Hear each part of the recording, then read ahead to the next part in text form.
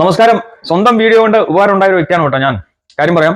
കഴിഞ്ഞ ദിവസം washing machine പ്രവർത്തിച്ചുകൊണ്ടിരുന്നപ്പം നിന്നുപോയി. പിന്നെ ഇതിന്റെ സ്ക്രീനിൽ ഇതുപോലെ കോൾ സർവീസ് എന്നുള്ള അങ്ങനെ എഴുതി കാണിച്ചു.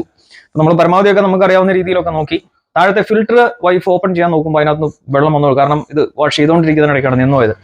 അടുത്ത ദിവസം ശനിയാഴ്ച ആയിരുന്നു. അപ്പോൾ ഒന്ന് സർവീസിന് വിളിച്ച് എല്ലാം ബുക്ക് ചെയ്തു. കാരണം വാറണ്ടി കഴിഞ്ഞിരുന്നുകൊണ്ട് പേയ്മെന്റ് ചെയ്യണമായിരുന്നു €145. അപ്പോൾ എഞ്ചിനീയർ വന്നത് റിപ്പയർ ചെയ്യാൻ പറ്റില്ലെങ്കിൽ ഫീസ് പോവും, പക്ഷേ നമ്മൾ പുതിയ വാഷിംഗ് മെഷീൻ മേടിക്കണം. അങ്ങനെ ഒരു അവസ്ഥയാണ് അവർ പറഞ്ഞത്. നമുക്ക് വാറണ്ടി എക്സ്റ്റെൻഡ് ആയിരുന്നെങ്കിൽ എല്ലാം കവേർഡ് ആയിരുന്നു. ഞായറാഴ്ച ആയപ്പം വിചാരിച്ചു എന്നാൽ പിന്നെ രണ്ടും വരട്ടെ, സമയം ഉണ്ടായിരുന്നു. ബക്കറ്റും തുണിയും അതുപോലെ ഒരു ചെറിയ കുപ്പിയൊക്കെ മുറിച്ചെടുത്തു. കാരണം ഏറ്റവും അടിയിലല്ലേ ഇതിന്റെ ഫിൽറ്റർ ഇരിക്കുന്നത്. അപ്പോൾ നമുക്ക് കുറേശ്ശെ എടുക്കാൻ പറ്റുള്ളൂ.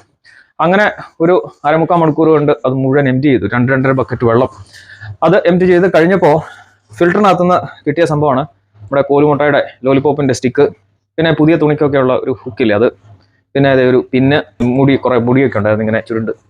അപ്പോൾ ഫിൽറ്റർ എല്ലാം ക്ലീൻ ചെയ്തു. പിന്നെ ഓഫ് ആക്കിയിട്ടൊന്ന് ഓണാക്കിയപ്പോഴത്തേനും washing machine back to normal. ഈ വാഷിംഗ് മെഷീന്റെ ഫിൽറ്റർ ക്ലീൻ ചെയ്യുന്നതുകൊണ്ടുള്ള ഉപകാരം മനസ്സിലായില്ലേ? കാരണം ഈ ഫിൽറ്ററിലൂടെ വെള്ളം പോകാത്തതുകൊണ്ടാണ് ഇത് ഓഫായി പോയത്. അങ്ങനെ അത് എടുത്തു കളഞ്ഞപ്പോൾ എല്ലാം സെറ്റായി.